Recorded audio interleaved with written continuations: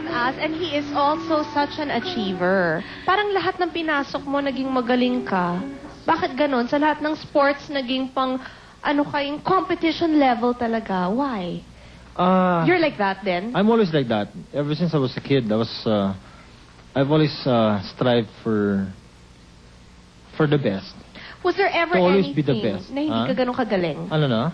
Were you ever not good in anything? In windsurfing, I'm not really good. Hello, ilan naman kaya ang good in windsurfing? Okay. Ano pa? Hindi lang sports, anything. Like, he can even cook eh. I cook. Oo, masarap ka magluto. O ano Oo. pa, marunong ka mag-ayos ng bahay. Magaling ka magbihis. I think Saka hindi magaling. Akala ko nga dati, hindi ako marunong gumawa ng baby. Ngayon, Marunong siya Ngayon, kung okay na rin, yun. no? Nag-succeed ka na rin doon. So saan? hindi ko alam, Chris. Basta ako, nag-enjoy lang ako sa mga ginagawa ko. And then, pag nag-enjoy ka, normally, nag-excel ka na rin eh. I mean, let's go back. Everybody was expecting na tsugi ka na sa kabinete. You're Oo. still there. Eh, nakita naman lang, marami ang ginagawa maganda. Yun nga eh. And- Yun, and- pati and- ngayon and- na public service. Oh, and about that, the Mama and I sa Droga project Yes. is very well known already in the whole country. And especially, Richard, na you've been going everywhere Yeah. talaga. And you've been attracting crowds galore. Oh. And crowds who are listening to the message. Diba? Yun ang Oo. so, yun ang importante. Kaya ba Baka I've been- naman may crowd kasi gusto siyang marinig kumanta. I don't sing eh sa mga mad campaigns namin. Diba? Oo. It No, should. I don't. I just talk to them. Richard, are you open to criticism? Kasi si Sharon, sinabi Always. niya, ikaw daw ang #1 critic mo sa sarili mo. Ikaw? Yeah, I listen to my critics. No, but you criticize yourself. Yeah. You have to once in a while. Oo. Pero you also have to believe in yourself. What about, si Sharon says na yung schooling, she wishes talaga for that diploma. Okay. Nakamit mo na ba yung diploma? Well, ganito, no? Oo. It's always nice to have a diploma, but one thing with a diploma, it can only guarantee you a piece of paper. What you are in life is how you make it. Okay. Okay? Marami akong friends na ang daming diploma, cum laude, magna cum laude, pero they're not doing anything. So it's how you make yourself.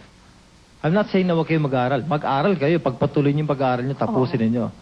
But how you make yourself and how you end up in the future is all dependent on you.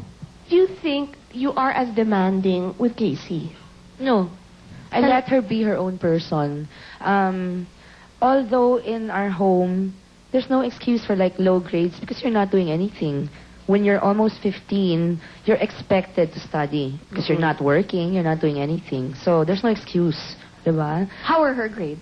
She's okay now. Oh, Although good. she's also spreading herself a bit too thinly because she's in the soccer team, the swim team. Saan nakuha yung athleticism? The father. Kasi ang galing eh. And lacrosse in the States, In the diba? States, yeah. Do you think you'll be a demanding dad? And I know you're hoping for a boy. According to Lucy, she thinks I'll be a disciplinarian.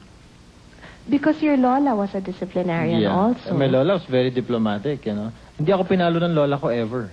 Pero Pero, pag may pagkakamali ako, tsaka meron akong kalokohan na ginawa, kinakausap niya lang ang diretso. alamin ho natin ang mga opinion nila tungkol sa social issues, and the Achiever Director, Olive Lamasan, will also be joining us, so please don't go away.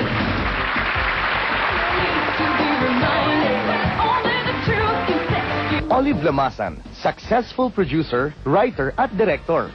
Nagtapos ng kursong Communication Arts sa Marinol College noong 1984. Nagsimula You look so baguette. What? It's the hair. It's the lipstick. It's the lipstick. You started working very young.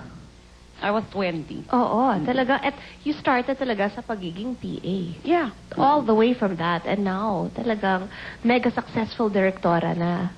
The drive to succeed naman. Sharon says it comes from her father. Richard, I guess, from your lola and from yourself. Sa'yo, saan galing? My family. Sino yung mga achievers sa pamilya? All of us. Lahat kami magkakapatid. You have a sister who also writes, di ba? Yeah, Mari Mariano. Do you dream of directing overseas? Kasi di ba ngayon, si Joan Chen, kakabasa ko, Autumn in New York, starring Richard Gere and Winona Ryder. Dream mo ba yun? Mag-direct sa Hollywood. Si Sharon, dream makakanta Ganun. abroad at ma-release ang album worldwide. Ako kung may opportunity, Chris, but I'm not thinking about it now. Hindi yung top mo sa mind ko, hindi. Eh, kasi saan pa eh? Where else do you go? As you said nga, lumiliit ang mundo natin. And what is the next step? Because you have one of the biggest money makers of all time. You gave Sharon her Grand Slam. So ano pa bang achievement na hinahanap mo, Direk? Maybe that. Oo, to be able to direct in Hollywood. Don't forget me, Direk. One thing about Richard kasi is that I love interviewing him because he says things that really surprise me. Dahil walang preno, kagaya ko. So ngayon, Richard, do you gamble? No, I don't. Malaking issue talaga sa I atin take yan chances, but I do not gamble. Never. No. Hindi ka enjoy. Hindi. Sayang, talaga. sayang yung pera pinagtrabahuan ko eh. Sharon, have you? No. Okay, and a big issue now talaga also is yung, because si Richard, di ba, has a campaign nga na mamamayan ayaw sa droga. And Richard, what are you doing about ecstasy? Chris, bawal na gamot yun eh. So, Oo nga eh. So yung So, mga, anong gagawin yung niyo? mga gumagamit nun, saka yung mga nagbebenta nun, hinuhuli yan ng mga police, no? Headed by General Canson. So sila yung gumagawa ng operations niyan. Katulong dyan, Chris, yung US Embassy. So yung mga US Marshals, Ay, good. kasama dyan.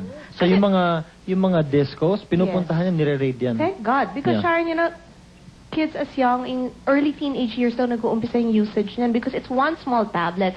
Aren't you afraid? I for am, Casey? and I hope that I've, instilled enough values in her head. And I hope I've told her enough horror stories for her to avoid these things. Richard, did you ever try to join a fraternity? Never did. There's no use eh. Sa akin, kasi sa fraternity, no, sasama ka dyan, more often than not, away yung pinagsasamahan ninyo eh. Saka pag sasali ka ng frat, may mga hazing eh. Yun Kailangan ba bang saktan para sumali sa isang grupo? And look, and it costs lives. Yep. I know. Doon eh. Yung talagang, as a parent, diba? Oo. It really talagang shock you. Kaya when I have a son, ay nako, no. I will make bantay. Oo. Saka yun mas talaga. maraming estudyante na papaaway because of these mga frats. No, Why kasi- don't you include that?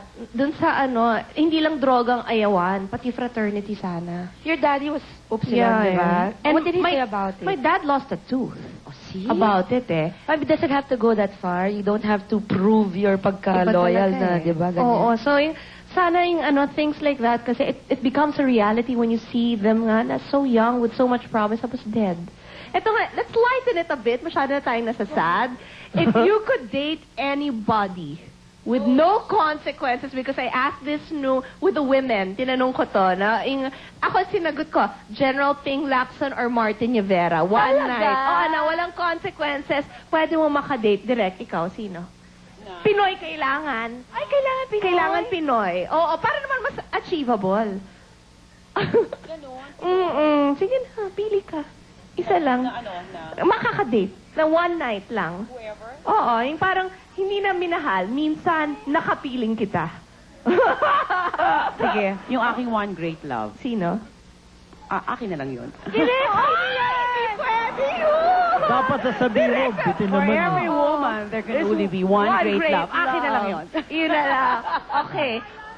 Daya mo. Because Richard has to answer that. Anybody. Hindi, ako gusto ko talagang i-date. Pero hindi kasi Pinoy eh. I like Leticia Casta or Natalie Portman. Okay. Si Natalie Portman, napaka-bagets, Richard. Bakit? Ilang taon na 18 ba lang ako? siya.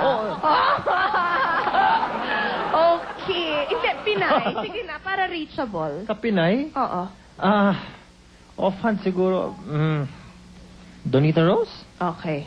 Would be a good choice, yeah. Si Donita ang kay Richard. Go, Sharon. Ako Who? talagang hindi talaga Pinoy yung gusto ko i-date. Hindi eh, kailangan Hindi eh. pwedeng Chinese, hindi pwedeng Sige na, Espanyol. Asian, sige. O si Jet Li. Ay, si Jet Li! Sexy siya! Oo. You have to say it before I cue for commercial. Your love. Your one great love. O kahit hindi na siya, one night lang naman eh. Sino gusto mo makadate? Wala na. Sige, mag-commercial. Sige, hindi. Direct. kilala mo ba yan? Oo, kahit sino lang. Sinong wala. Efren Bata Reyes. Ayaw mo! Ay! Yeah!